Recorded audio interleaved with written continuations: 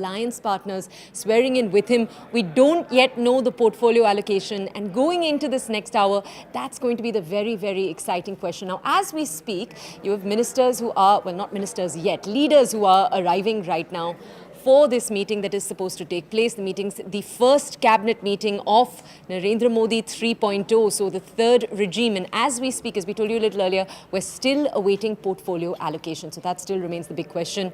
We'll go over to our colleague Aman. He's joining us right now in the newsroom to bring us more context. Aman, since earlier this morning, we've been discussing this big question. Yesterday, the order in which leaders were sworn in, should we read into that, should we not? Because we saw some interesting back and forths take place there. For example, you had JP Nadda sworn in before you had Nirmala Sitharaman. Some experts reading into that, saying that it could mean something, it could mean a different. How do you see it? Well, Toya, I think if we see the contours of Modi 3.0, 72 ministers in all, including Mr. Modi, it's a fairly big cabinet, big council of ministers, the same number which was the outgoing Modi 2.0. But the change here is that they have about 25 full cabinet ministers, 4 ministers of state in the last outgoing. So there were 29 in all who require individual ministries. This time that number is 35. So there are 6 more ministers who need to be adjusted. So I think my guess is that many ministers will not get double, triple portfolios like it was in the previous government. A minister was holding 2 to 3 portfolios as well. So it's going to be more evenly distributed. The other major thing is that the 4 top ministries, the Raisina held ministries we call them, Home, Finance, Defence and External Affairs, all the 4 sitting ministers are in the cabinet as well. So is the talk is that will there be continuity? Will Mr. Amit Shah continue in Home, Rajnath Singh ji in Defence, Nirmala Sitharaman ji in Finance and S. Shankar in External Affairs? That seems to be the natural course because all 4 have been repeated. But will there be a reshuffle between them? Also cannot be ruled out because last time we had seen Mr. Amit Shah coming to Home and Defence, Rajnath Singh moving from Home to Defence, Nirmala Sitharaman moving from Defence to Finance. So there was a mini reshuffle last time. Will that reshuffle be repeated? Remains to be seen. Another important thing is that all the, I would say, the real engine of this government, the performing ministers, the tier 2 ministers, I would say, but the real performers, Ashwini Vaishnav, Piyush Goyal, Dharmendra Pradhan, Jyotiraditya Scindia, will these ministers continue in their respective ministries? Because these are ministries, infrastructure ministry like Mr. Gadkari's ministry, road and highway, is something where continuity is of great importance. That said, there are new entrants, as you said. There is Mr. JP Nadda, heavyweight, outgoing BJP president, and he is set to get a top ministry. That's what I'm told. Maybe an infrastructure ministry could come his way. Then there is Mr. Shivraj Singh Chauhan, multiple time chief minister in Madhya Pradesh. He also comes with a lot of experience, agriculture, rural development. He's worked in that areas in a big way in Madhya Pradesh, turned around the entire agriculture irrigation picture in Madhya Pradesh. Will the government, Modi government, lean upon him to lead a ministry, important ministry like agriculture or rural development? Then also Mr. M.L. Khattar of Haryana chief minister multiple times. So will his expertise be used? There is H.D. Kumaraswamy from the JDS, who's a full-time cabinet minister, seated in the front row yesterday, along with Jitin Ram Manchi, Lallan Singh, who are the prominent minister from the JDU, Ram Mohan Naidu from the TDP. So all these ministers have been spoken about for important portfolios, important ministries. Who gets what? I think it's difficult to speculate in this government. Everything is a very closely guarded secret. We can, like everybody, keep on waiting on the PIB press release, PIB website to look for that press release as soon as it comes. But the cabinet meeting has begun at 7 LKM. All the newly sworn-in ministers yesterday, all 72 ministers will be together at the cabinet meeting today. So we are expecting some clarity maybe after this cabinet meeting on who gets what. Aman, before we go over to our other reporters, how much can this be delayed? Well, it should ideally come today. If we've seen 2014 and 2019, the list always comes a day after the swearing in. Last time I remember it coming around 2 or 3 o'clock the day later. This time it's a bit late than that, but the swearing in also ended quite late last night at 10 p.m. So it should come today. I believe it should come today. Maybe the suspense would be too much for everybody to hold off it if it extends till tomorrow. I think it should come today. Something will give after this cabinet meeting. Maybe the ministers will be told that what ministry, what portfolio they'll be handling from now on, and maybe the list will come as the cabinet is going on. Let's wait a bit. I think we're told it's coming shortly. Okay, so just a few more minutes. Let's go over to our 2 other reporters who are joining us from the ground. We have our colleague Pallavi Ghosh and our colleague Arunima. Both are joining us. Pallavi, since earlier this morning, the other aspect we've been discussing is the difficulty for the BJP to balance its coalition partners. Earlier today and out of yesterday, you could see different political entities seemingly disgruntled, putting on a face of being all right. We saw, for example, the NCP's Praful Patel make a statement to the press. Can you just tell our audiences, behind the scenes, how is the BJP navigating that question right now? Well, yes, Maharashtra will always be a sticky point for them for now. See, after UP, if there's been a sense of disappointment, it has certainly come in from the state of Maharashtra, where the BJP certainly has a lot at stake, considering the fact there are also assembly elections later this year. So the BJP wouldn't want to lose a grip over Maharashtra. And I think it's been a little disappointing that the two new allies that they got on board, which is the NCP as well as the Eknath Shinde Shiv Sena, has not been able to deliver as much as perhaps the BJP expected. And frankly speaking, Mr. Sharad Pawar and the UBT has also been able to hold on to its own. So that is one big challenge at the state level. If you talk about the national level, as of now, the disgruntled voice has certainly come in from Mr. Praful Patel, who's made it very clear that I have been a cabinet minister. To offer me MOS is something which is demeaning, but I have also been told and reassured a course correction will take place. Early days yet, I still think that there is going to be an opportunity where there could be a little bit of a cabinet expansion, where it is likely that one of them is going to be accommodated. But it will be also interesting to see that if most of the key infrastructural portfolios are already distributed now, how are you going to tinker with it later? Praful Patel, as we all know, has been the steels as well as the civil aviation minister. He's an infrastructure minister. That's been his expertise. So if he is incorporated at a later stage, where is that accommodation going to be happening? As of now, honeymoon period, even Nitish Kumar, TDP, all of them know that the India front, for all his bluster, doesn't have the numbers. Second, immediate concern for Bihar and for Nitish Kumar is to show to the voters that this alliance with the BJP and being a part of the NDA is actually going to work to our benefit. It's going to be easy for me to get the funds and therefore the development of the state, and it's only me who can do so. As far as Chandrababu Naidu is concerned, from day one he has been attacking Jagan Mohan Reddy for depleting the exchequer, and therefore he would also require the state funds, and that's also what he would need to tell his critics and his people, that this is the reason why I went back into an NDA, because I knew this is where I could get my money and funds and support from. Okay, Pallavi, thank you. Just stay with us. As we told you earlier, a battery of reporters joining us right now from the ground. Our colleague Arun bringing us developments from the ground. I believe the movement on the ground has taken place. You've had leaders going in for that meeting. Arun, has the meeting begun?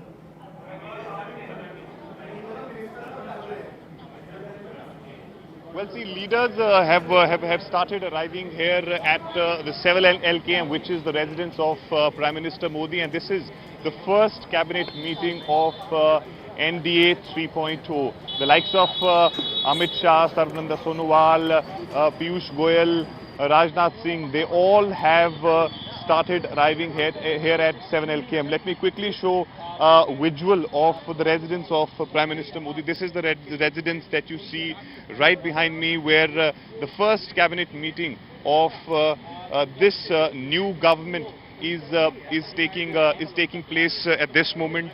And of course, it is a very, very crucial and important meeting, because we are given to understand that some of the important decisions, whether it is the approval to the construction of 2 crore houses, which of course Nirmala Sitaraman has announced in the interim budget in February this year itself, that perhaps get the approval. As you remember, Toya, that Prime Minister Modi had spoken about the housing for all. In fact, when he spoke from the ramparts of Red Fort, he talked about the housing for poor, middle class, and all those people who are living in rented apartments, stalls.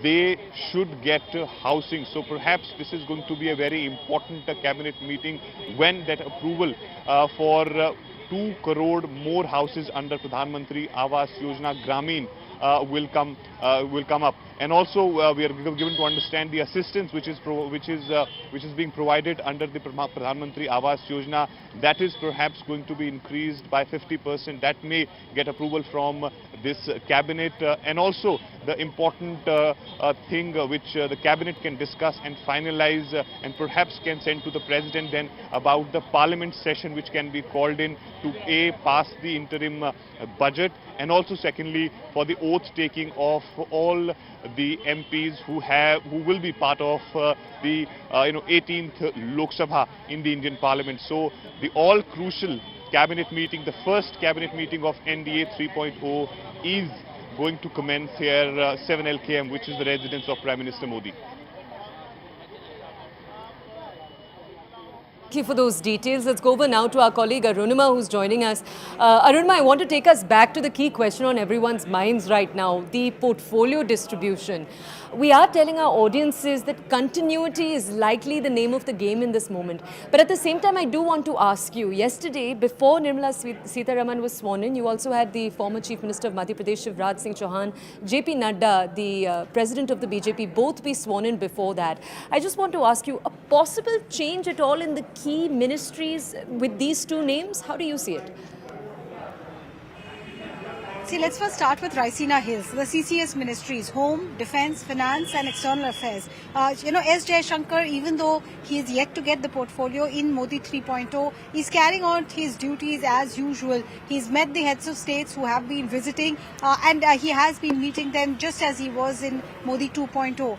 Then the incident in Riyasi, that required immediate intervention, and I checked with the Ministry of Home Affairs. Yes, Amit Shah tweeted from his personal handle, but even otherwise, he did take note of what is happening in Riyasi, spoke to LG Manoj Sinha there, and ensured that whatever efforts are required, they are carried out without fail. Raksha Mantri or former Raksha Mantri Rajnath Singh, because the Indian Defence Forces are also involved in Riyasi, he is also very hands-on, taking stock of the situation there. Having said that, there is a buzz that perhaps some of these ministers in Raisina Hills could see a swap in their responsibilities. Also, like Aman has been telling us earlier also, a number of these ministers have more than one responsibility. Amit Shah, for example, has a very heavy load of Home Ministry, but also has the Ministry of Cooperation along with that. So if, there are more cabinet colleagues coming in because allies are getting accommodated, it is a possibility that one minister could only have one portfolio, thereby making space for the others. You asked me about Shivraj Singh Chauhan and JP Nadda. Nadda has been health minister in Modi's first term in 2014. Will he make a comeback to health? I spoke to Nitin Gadkari during his campaign trail, and he had pointed out that in Maharashtra he did a lot of work in the health sector as well. So Nitin Gadkari also brings a lot of experience as far as health is concerned. Mansukh Mandavia, the current health minister in Modi 2.0, had a stellar record while fighting COVID is concerned. So there are more than one talented people available for Prime Minister Modi in the health sector. Road transport, highway, agriculture, Jal Shakti, rural development. These are ministries of interest to the Bihar parties. As far as information technology is concerned, TDP is interested in that. They're also interested in the Speaker's chair, we are told. So in the next half an hour or 45 minutes, as this cabinet meeting ends, we're expecting the portfolios to be announced. The buzz that I caught from Raisina Hills was that in this meeting, indications will be given to the cabinet ministers about the role that they will be, asked to carry forward, and a 100-day plan. And around that same time, or a little after that, that press communique from Rashtrapati Bhavan could also come. Okay, we'll ask our colleague Payal Mehta also to talk a little more on that exact point. Payal, the seeming delay of sorts of the names not being yet announced for which portfolios. You've already got the Congress pointing fingers at that. Rahul Gandhi on a tweet just a few moments ago saying that there was a delay in the finance minister's name being announced because of manipulation taking place, stock manipulation. So we can see the politics playing out. But just tell us, Payal, a little bit about what we can expect. What your sources telling you we can expect will take place in this meeting and in the next few minutes.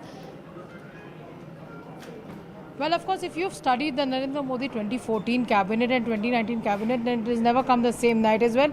It's come the next day possibly. But this time around, obviously, it's taken a little bit of a delay because that could be for multiple reasons is what we're given to understand. But to cast aspersions on the conduct of the government and on the strength of the government would be a little too far-fetched for the opposition parties. Yes, the opposition parties are feeling encouraged with the fact that the BJP does not have absolute majority. But the BJP has been able to keep everybody together. They've been able to keep their allies together as well. Given the fact that Chandrababu Naidu and both Nitish Kumar have been happy with the portfolios that have been given to them, 1+1 is what has been given to them. And they all understand that Prime Minister Narendra Modi is an extremely tall leader. Toya, one has to understand that, the fact that all these leaders, whether it is Nirmala Sitharaman, who's been a minister in the government for the last 10 years, Dharmendra Pradhan, Bhupendra Yadav, or even Hardeep Puri for that matter, have all been retained, have all been put back again, which clearly shows you the strength that Prime Minister Narendra Modi has and the strength that his cabinet really has, because he's put all these experienced hands to place and also at the same time brought in fresh blood, whether it is Jitin Prasada, who's the MOS, whether it's of course Annapurna Devi, who's been elevated to a cabinet level.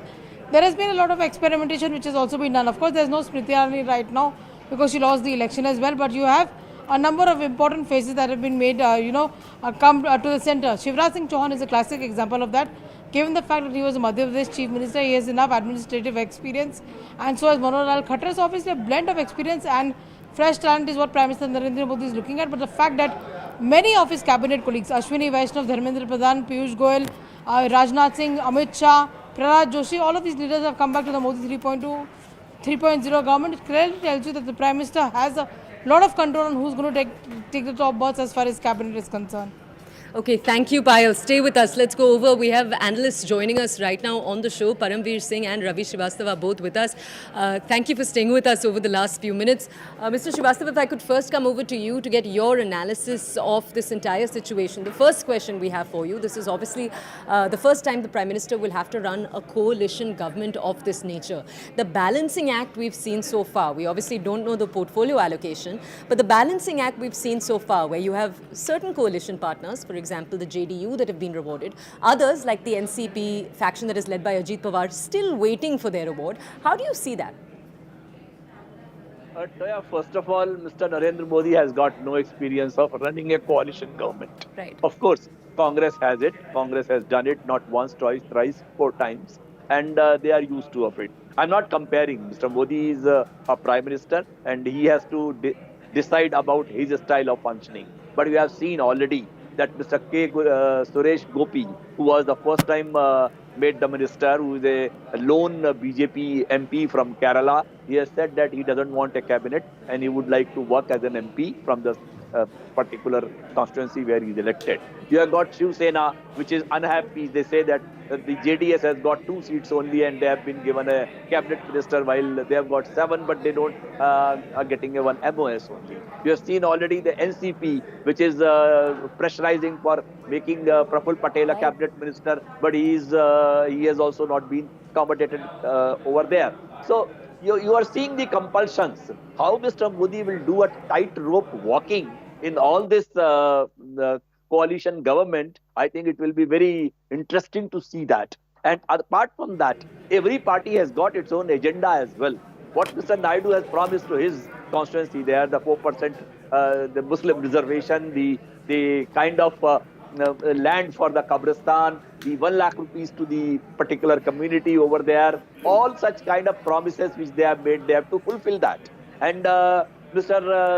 Nitish Kumar has to look for that famous 125 lakh crore package which Mr. Modi had announced some 10 or 12 years before for Bihar, which has never reached there. So what he is going to get now, only time will tell. Okay, so you're saying... Okay, you're saying this doesn't augur well. Let me go over to Paramveer Singh to understand if he agrees with your analysis. Paramveer ji, let me just summarize once again that question. We were comparing 2 different alliance partners. On one side, you have the JDS, for example, in Karnataka, that was key in helping the BJP get the number of seats they did in Karnataka, but it only got 2 seats for itself. Compare that to, for example, the NCP Ajit Pawar faction that got 1 seat. It's not getting a portfolio where on the other side, you do have the JDS getting what they want. Just tell us how you see this balancing act. Do you agree with what Ravi had to say earlier? Actually, this is not the first time that in India there will be a coalition government. Right. Mr. Modi do have an experience of working in the coalition government. We must not forget that Mr. Modi was a general secretary of BJP for a long time. When he was in his younger days, he used to be a general secretary for Haryana and Punjab. At those times, only the coalition governments were prevalent there. So he has already watched all these things, not in the office, but from the outside. And in politics, you do not have, or you do not consider 2 + 2 = 4 always.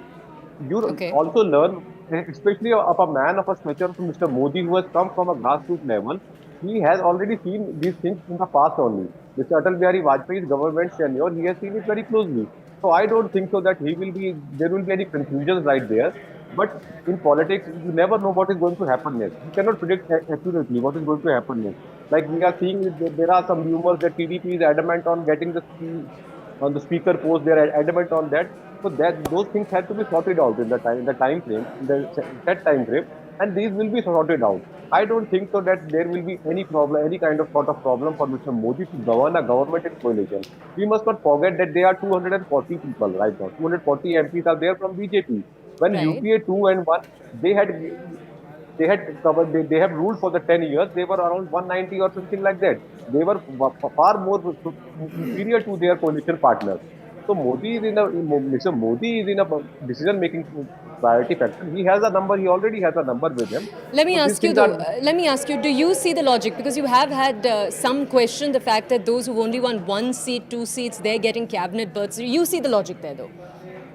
Yes, there is a logic because if you consider an MP seat, like I will specifically calculate that there is a party named Rashtriya Lok Dal, Jayant Chaudhary's party. He Right. has won only 2 seats and he is a minister of independent minister of state. But if you consider those 2 seats, he has roughly he will be deciding factor on at least 7 or 8 Vidhan Sabha seats in coming UP elections. So that is a factor why they are getting cabinet berths or Rajya Mantri berths in the central government, because Mr. Modi is looking for the far side.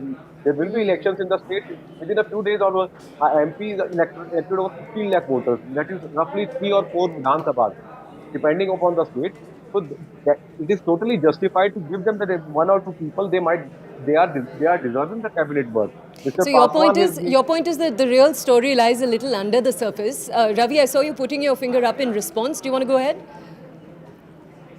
All right. I think we've lost our connection right now with Ravi. We'll try to re-establish our connection with both of the guests that we have with us right now. That was earlier Paramveer Singh, and before that we had Ravi Srivastav, who was joining us. They're both political analysts bringing us an analysis of this entire situation. As we speak, the cabinet meeting has already started, and as we speak, we are awaiting the cabinet allocation, the portfolio allocation. That remains the big question. Remember, yesterday itself, we saw key leaders get sworn in. We got key leaders also who were not included. We were talking a little bit earlier about Smriti Irani, Anurag Thakur not being included within the cabinet. Our colleague Arun Dhanta joins us from outside the meeting right now. Arun, the analysts, the reporters who we've had join us over the last few minutes in the show have pointed out that we'll probably receive the names and the allocations in the next few minutes after the meeting takes place. Can you confirm that for us and tell us what's already happened in the meeting itself?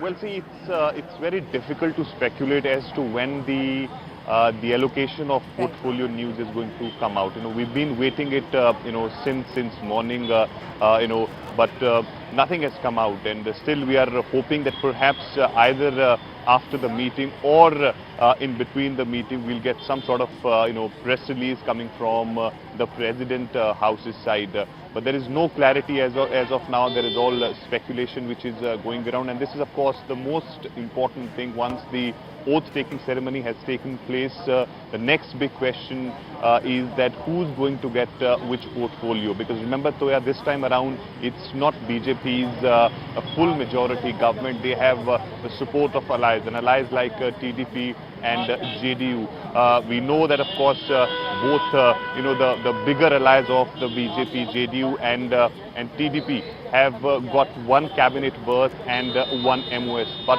what is going to be the portfolio which Ram Mohan Naidu of TDP is going to get, and also of course Lalan Singh, the cabinet minister from the JDU's quota, and also the likes of Chirag Paswan, Jitan Ram Manjhi, HD Kumaraswamy, what they are going to get, and also of course importantly, as far as this meeting is concerned, the first cabinet meeting of NDA 3.0, as we've been speaking about the agenda, as per our sources, that of course, the approval to the 2 crore houses under the Pradhan Mantri Gramin Awas Yojana, that is also going to be on the table. And most importantly, the oath taking of the MPs and the passing of the interim budget, that is perhaps be discussed in the cabinet meeting. So it's a very crucial meeting, and the first one, of course, we saw Prime Minister Modi after taking oath yesterday, straight away hitting the ground, reaching at his office in the morning and signing the first documents. So I think it's a very, very important, the first cabinet meeting of NDA 3.0, when you have allies part of this cabinet meeting. Okay, Arun, stay with us. Let's go back to the two guests we have with us. Ravi Srivastav and Paramveer Singh both join us. Ravi, we're going to come over to you with the next question. So, Paramveer was pointing out to us a little earlier that Atal Bihari Vajpayee had run coalition governments at 3 different points and that the Prime Minister had watched that take place. So, even though he hadn't himself run a government of this nature, either in Gujarat or in the centre, he has observed that happening. Ravi, I want to come over to you to understand what your response is to that point. I also want to ask you, in the last few days itself, have you at all sensed perhaps a consolatory note from the BJP towards its alliance partners? Yeah, it's happening. The reconciliatory note is very much visible. Visible in the sense, earlier Mr. Modi used to be alone in the frame. Now he is keeping the other two allied partners also in the frame. So most of the pictures you can see with Mr. Chandrababu Naidu and Mr. Nitish Kumar sitting along with him. See, observing a coalition government and running a coalition government are two different things altogether. Mr. Atal Bihari Vajpayee had a different kind of persona altogether. He was very accommodative and he had no ego issues with that. I think with Prime Minister Modi, this is an ego issue is the biggest problem. You have seen that. Will he be able to do demonetization now? Can he? Making a statement at 8 o'clock, announcing on media, and then telling the RBI at 9 o'clock, is it the working style? I mean, this is not one decision. For that matter, the Black 3 laws which were withdrawn after some 740 farmers lost their lives. So, will he be able to take such fatal decisions in the government? No, he will not, because there are people. It's not a matter that whether he has got 240 members there or 200 members or a little more. This is a NDA 3.0 government, which is 32 short of the real majority. Taking people for granted is not going to work anymore. He has to talk to people. He has to convince the partners. He has to tell them that this is in the benefit of everyone, bring everyone on board, and then work on it. I think that's a big task, and he has to deal with it if he really wants to run this alliance. So, Okay, running an alliance government requires a different kind of experience, which he does not have on hand. Okay, Ravi, if I can just ask you to stay with us. Let me just ask you to stay with us. I want to go over to our colleague Pallavi because I do want to give our audiences the facts now. Let's go over to Pallavi Ghosh to understand more. Pallavi, we're having a spirited discussion on the BJP now having to shape and run a coalition government and what the contours of that will look like. I just want to remind our audiences one or two friction points that we've seen rise in the last few days. The JDU, for example, has talked about the importance in consulting its own constituents when it comes to several key issues that we know the BJP holds very close to their heart. There's also the debate around special status or a financial package similar to special status being given to Andhra Pradesh, then also perhaps being given to Bihar and other states, whether that will happen, and the question of the speaker's post. Will the TDP get it? Because the TDP's asked for it, the JDU's asked for it, the BJP we know wants to hold control. Pallavi, how have you seen the BJP navigating each of these questions in the last few days? Well, I mean, of the speakers, first of all, there's going to be a pro tem speaker because the pro tem speaker basically gives that oath of office to all the MPs who have been newly elected in the Lok Sabha. So that's what the procedure goes. And then after that, you have a speaker's election. And this time around, the sense I get is that opposition parties also plan to put up a candidate, even if they know that they don't have the numbers. But, you know, this is a game now of trying to show the other side down. So that's what's likely to happen. Speaker's post, usually the ruling party wants to, and the ruling constituent of any coalition really wants to keep for themselves because the speaker decides the course of the running of the house and therefore also dictates the proceedings. And therefore, anyone which is the largest party in a coalition would always want a speaker from their side. If you look at the proceedings, that's how normally it has happened, except of course being of Somnath Chatterjee, who belonged to a left party, but he was a consensus candidate in the UPA government, so he was chosen as a speaker. So a lot will depend on the BJP if they really want to cede that space or they want to give it to someone, if need be, from the coalition just to placate the alliance partners, and you know, but also someone who they know that they can trust. So that will be one very important yardstick. Well, as far as the breakdown of the cabinet is concerned, you've seen it for yourself. An attempt has been maintained to incorporate all the allies. The only hitch, of course, has been that of the NCP, who are, of course, upset because they feel they deserve a cabinet post, but that's also an assurance they are saying has been kept for later, which is why I'm now eagerly looking forward to the portfolio, because the strength of a cabinet or a team really comes in for the kind of portfolio distribution. Will you give to the opposition party some key portfolios, for example, railways? That's been a very close, kind of a ministry for the Prime Minister, the Vande Bharat, the new Vande Bharats. All of that has been one of the most USPs of the government, one can say, and therefore would he want to give it away to an ally, and because he doesn't know whether he can ensure that that work carries on. It was with Ashwini Vaishnav, as we all know. So will a key infrastructural ministries be actually given to an ally, and which one of them and to who are those allies? That becomes very important. So there's a lot of speculation.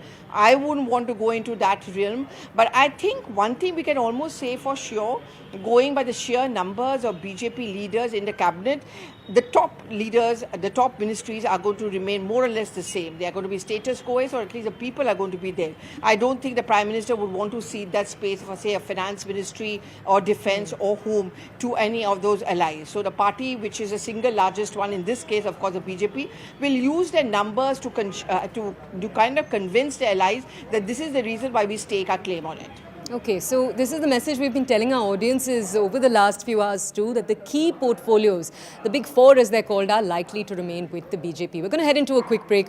On the other side, we return with our battery of reporters, our analysts, to bring you more analysis of all the moments before the portfolio allocation actually takes place. We'll see you in just a few minutes.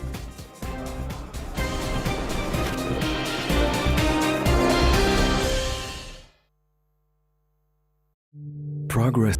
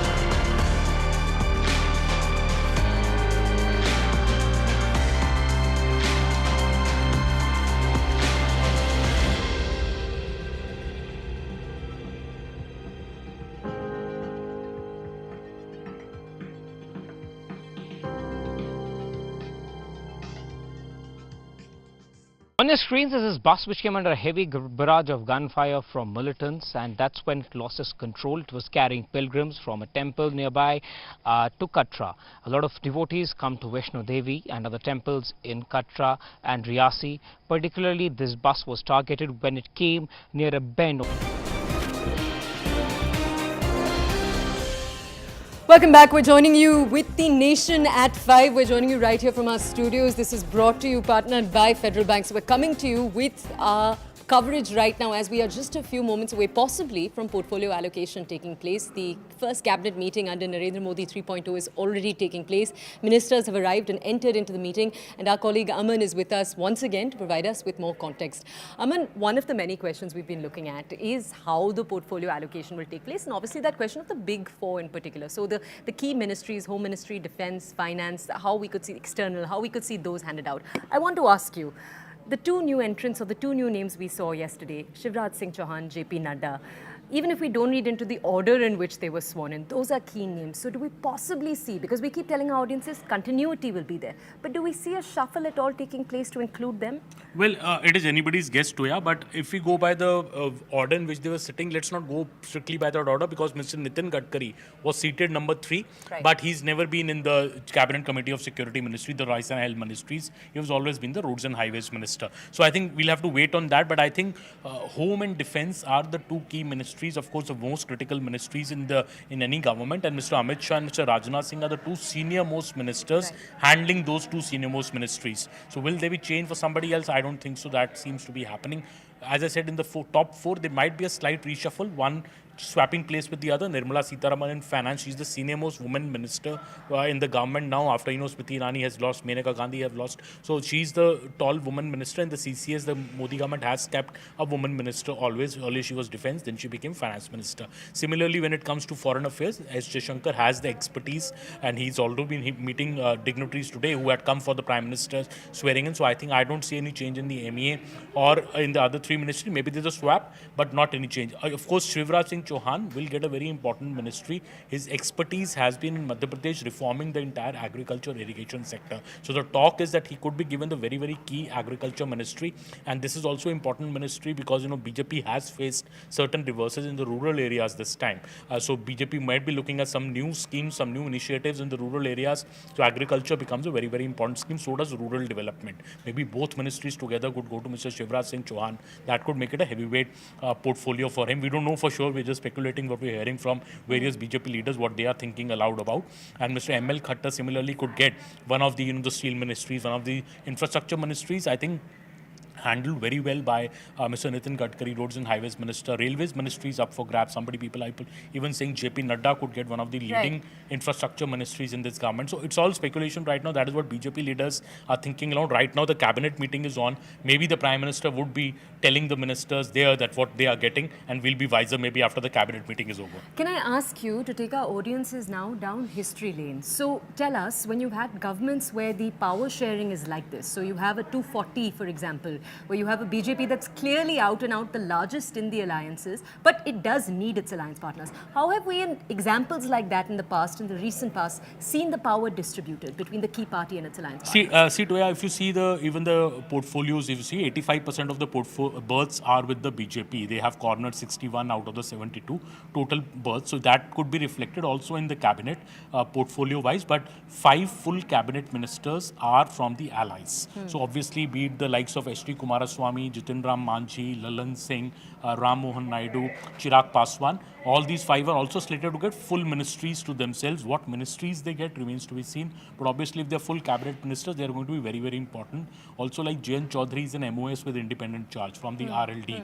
Also, the Shiv Sena's minister is a MOS with independent charge. There's only one post given to the Shiv Sena. So obviously, Shiv Sena would also be looking at one MOS with independent charge, but with an important ministry, maybe coming their way. So I think that is the expectation of the allies. I see the BJP dominating the list, but I think some of the allies could get some very key ministries. Okay, thank you for that context. Okay, let's go over now to the 2 analysts that we have who remain with us. Paramveer Singh and Ravi Srivastava are both with us right now. They've been with us through the show, giving us analysis. Let's go over to Paramveer Singh to understand more from him.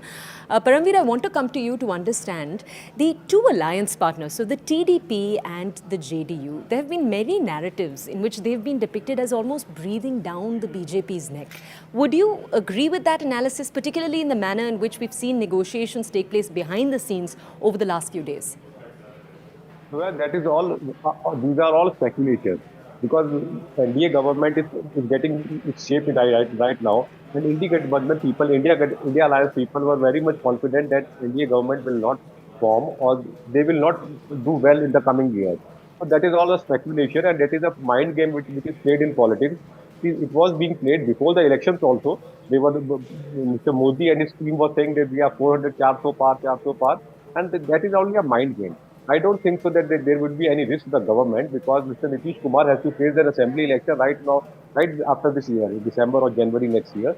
So he doesn't have, he has to face the assembly elections too also. So he needs to get something and he has to perform here in the central government so as he can do well in his state also. Same is the case with Mr. Chandrababu Naidu. He is planning a new state capital for Andhra Pradesh, Amravati. So he needs funds and he needs support from the central government so that he can do his tempo building in his state, home state only. So I don't think so that there will be any crisis of sort of things like this here.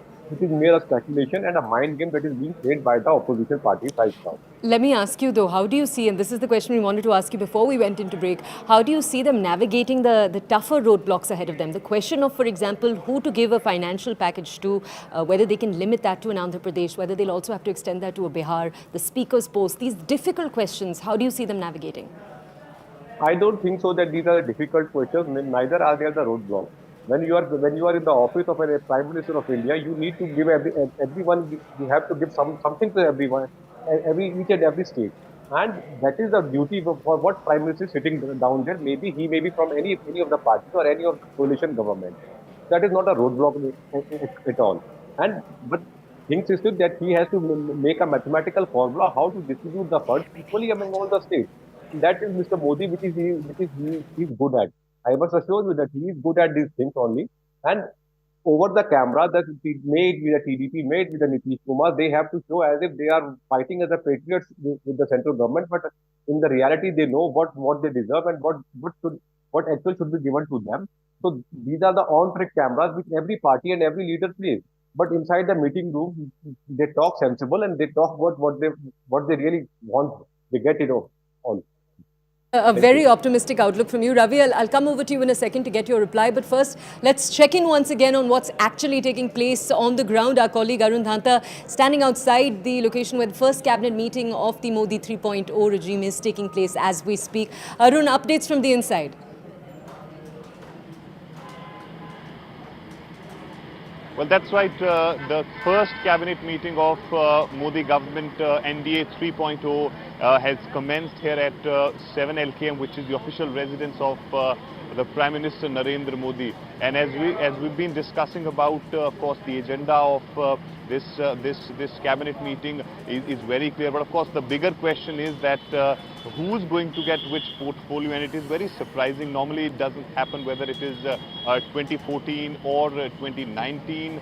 It did not take this much time as it is happening in 2024's case. What is the exact scenario and what is the exact problem, we do not know, but we are expecting that any moment from now that portfolio distribution list can come out, because you have 5 cabinet ministers that you've inducted from the alliance quota in your cabinet, and also remember the 19 cabinet minister from the previous government have retained by Prime Minister Modi in his new cabinet in 2024. So what is going to be the role and responsibility for all of them? You know, we all know that in the last government, Defence Ministry was with Rajnath Singh, Home Ministry was with Amit Shah, External Affairs with S. Jaishankar, Nirmala Sitaraman was holding finance portfolio. So whether they will be repeated or there will be a little tinkering in the portfolio, we'll get to know. And also importantly about the likes of Chirag Paswan,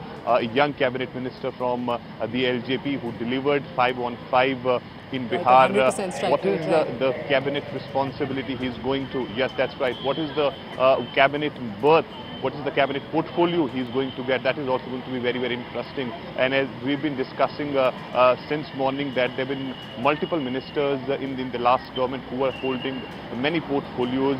So those, of course, will be divided, and that's how they are going to give it to the others. 30 cabinet ministers had taken oath yesterday, 36 MOS and 5 with independent charges. So it is going to be an interesting portfolio distribution. Perhaps that may be the reason it is taking time for the Modi government to finalize the list. And of course, the list will come from the President House. The list of the ministers will go from the government side to the President, and then after the approval, it will reach to, of course, to the media and to other to know what exactly has happened, who has got what. So it is going to be very, very interesting. But in the meantime, the cabinet meeting has begun here at Prime Minister Modi's residence. We have seen that Modi had already made it very clear, even in the past, or the meeting which happened 2 days, yesterday at his residence here.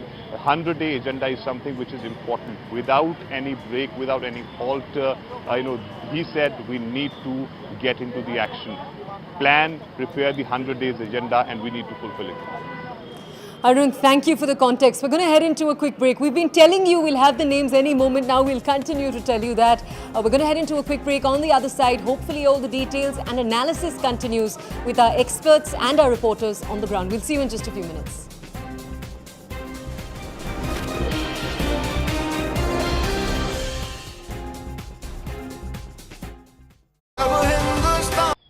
Sort of, things we have seen emerge in Rajouri and Puch. An intense search operation is going on. I'll ask my Vijay to show you. Behind him is also an intense team of the CRPF and the paramilitary forces who are going in this area to check this particular location. This is a thick forest area, dense foliage in this area. It becomes difficult for the forces to carry out any search operation, and because of the temperature, also humidity, it's not easy to carry food with them, because they have to go into deep forests, they have to carry food and water resources, and it's difficult to even go into these forests. So the enemy takes advantage. Once the bus reached near that particular bend, it was fired upon indiscriminately. There's also a search operation that's taking place through helicopters. Drones are being used to monitor all these mountain peaks. It's very difficult through the drones also to notice the movement, but yes, forces are trying to establish any link which could emerge from these forests. We have seen a similar pattern being followed in Rajouri and Poonch, where in forests firing is done and then they try to disappear, and there has been no luck in terms of trying to catch up with those attackers of this particular attack so far. But yes, 9 people have died, 9 pilgrims have died, the 33 are being treated at the hospitals, and one has to see that what kind of details do emerge, because now the other investigating agencies are also getting together and trying to carry out a search operation. My VJ will also show you there is a helicopter hovering around this particular location and trying to search if they could find any movement in these particular dense forest area. But yes, it's a modus operandi that we have seen in the past, and today again we're seeing the similar pattern being followed, but search operation is still going on. One has to see that if forces are able to get any clue. Done.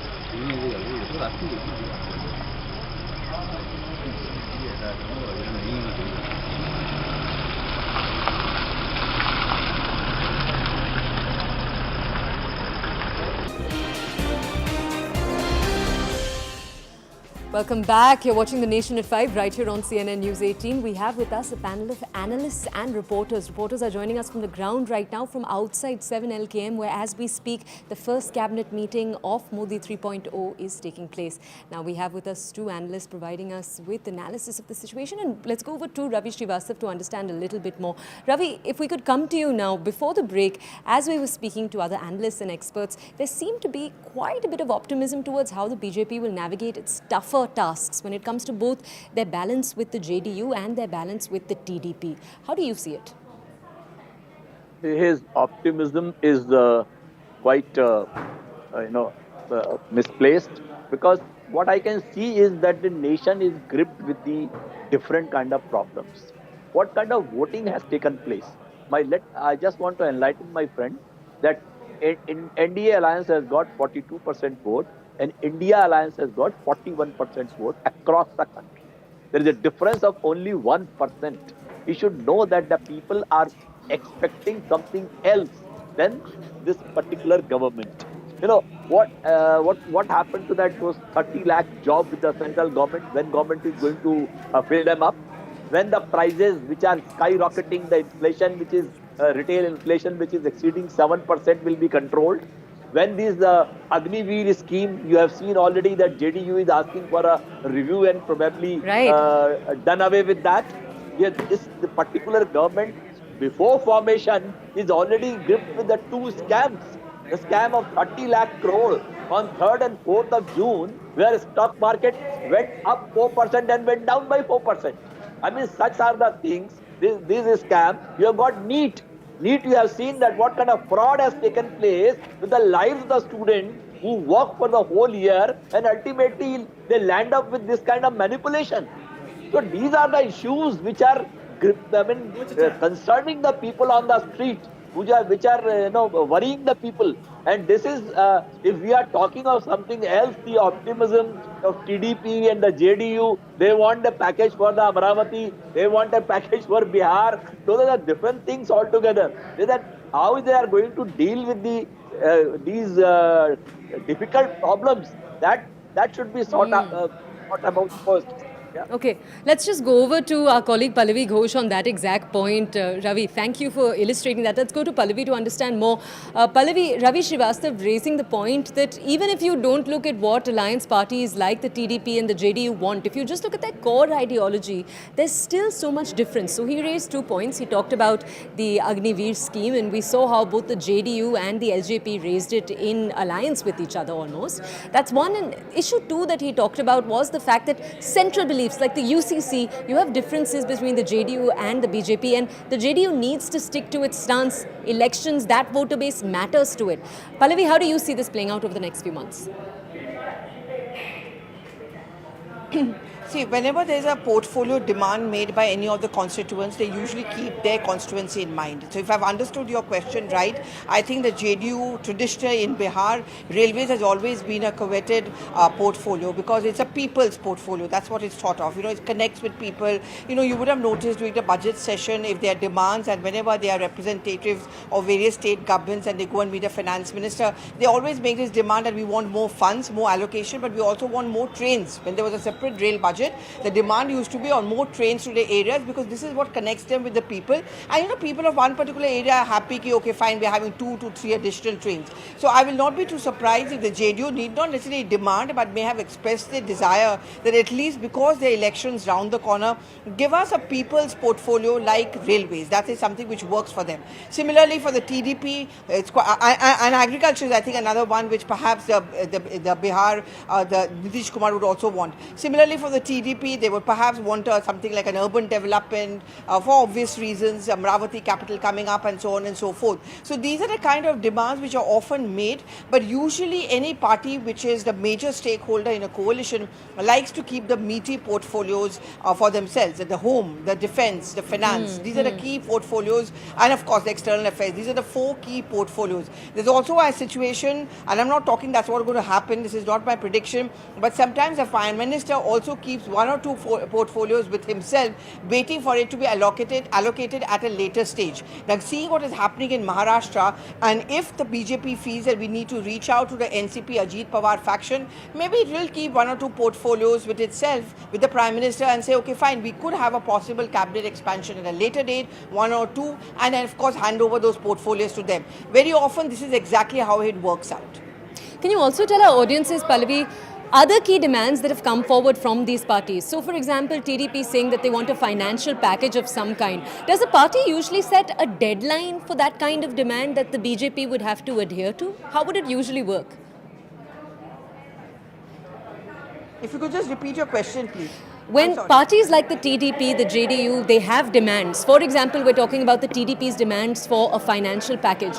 Would TDP typically have set a timeline for the BJP by which time they need to make sure that that financial package is given? All right, we just need to tell our audiences that we're getting live visuals right now. Pallavi, I'm sorry, we'll return to you in a second.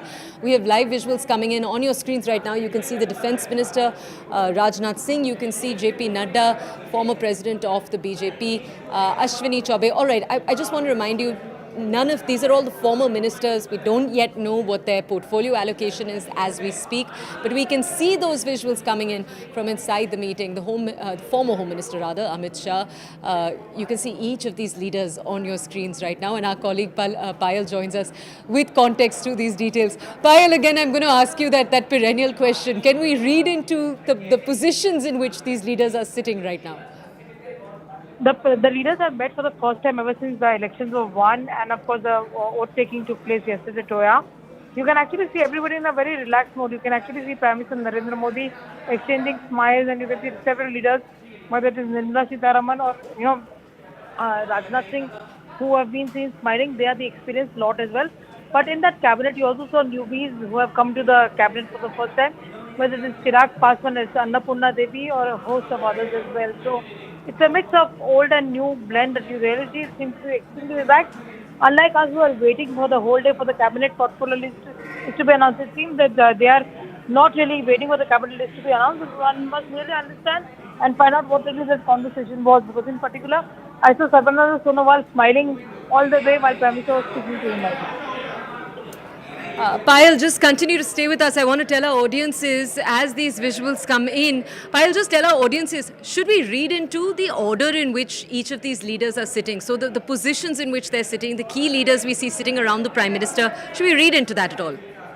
No, you should not really read into anything, because each of these leaders who are part of this cabinet have been picked by Prime Minister Narendra Modi himself, which really means that their importance cannot be judged by the position in which they're sitting or the way in which they're really sitting. Because, in that far corner on the left-hand side, you see Hardeep Singh Puri, who's sitting over there. He is not a small minister by any standard.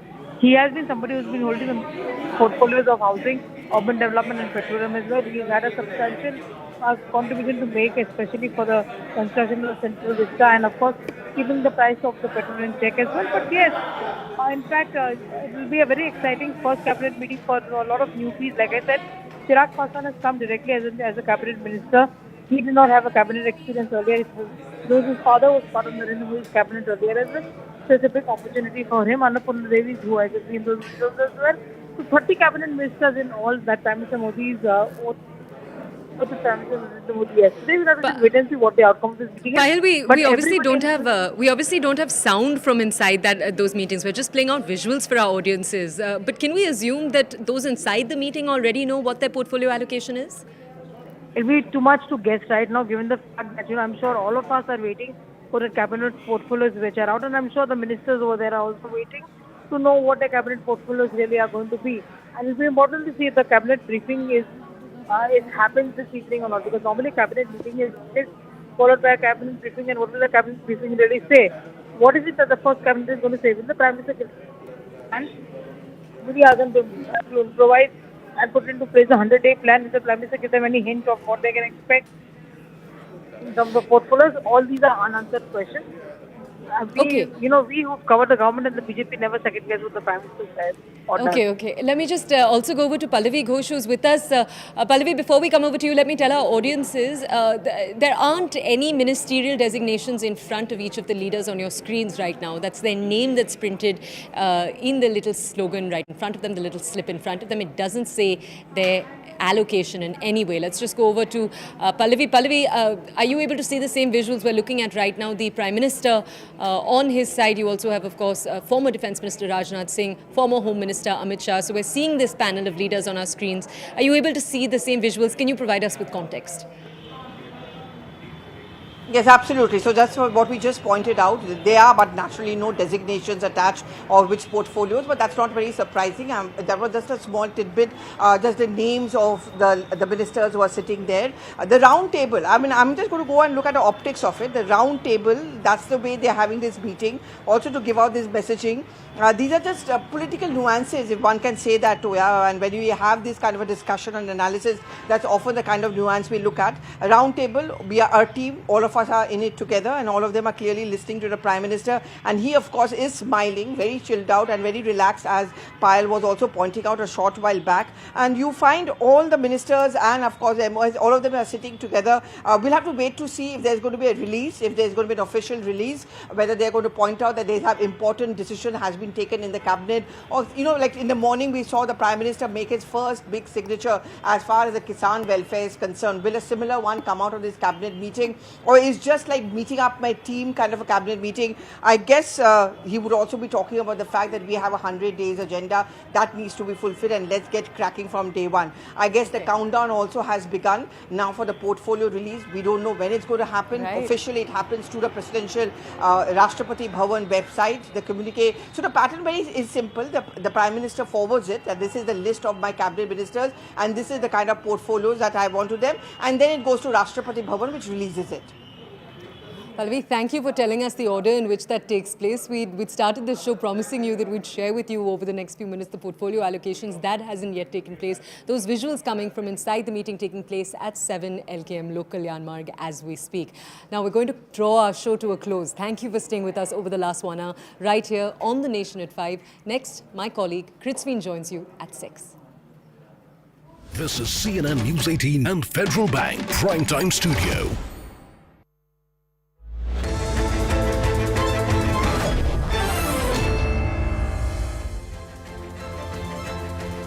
Hello and welcome. Good evening. Thanks for staying tuned to CNN News 18. You're watching Plain Speak with me, Kritsveen Valyan. We're coming live from the CNN News 18 Federal Bank Primetime Studio. Our big focus, of course, is on the cabinet meeting that is underway at 7 Lok Kalyan Marg, and we've picked up the first visuals of the cabinet meeting. You can see a round table meeting of sorts taking place, and all the big names, the big faces can clearly be spotted. While yesterday was all about the forecourt of Rashtrapati Bhavan, the venue where the Prime Minister was sworn in alongside 72 other Council of Ministers, today is all about 7 Lok Kalyan Marg.